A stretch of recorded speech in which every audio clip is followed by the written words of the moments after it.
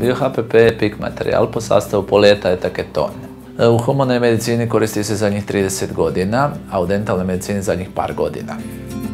Bio-HPP je specifičan po tome što ne izaziva nikakve alergijske reakcije u ljudskom organizmu i duplo je lakše od svih dosad poznatih materijala u dentalnoj protetici. Koristi se uglavnom za izradu protetskih nadomjestaka na implantatima, kao što su all-on-4 konstrukcije, individualni abatmenti, krunice i mostove na implantatima. Također, koristimo ga za teleskopske krunice, kombinirane radove, krunice i mostove na prirodnim zubima. U laboratoriju koristimo i biodentaplast, materijal koji ne izaziva alergijske reakcije i nema metala u sebi, a uz to je fleksibilan i potpuno neslomljiv.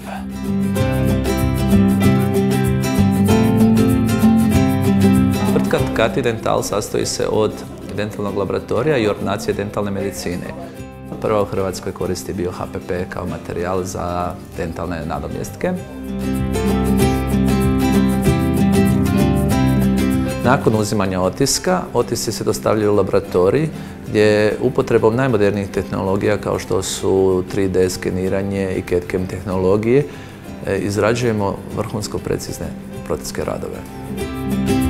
Također u ordinaciji dentalne medicine nudimo sve što je potrebno za vaš savršeni osmijeh, što se možete uvjeriti na adresi Roma Miše broj 4 u Starome Brestiju.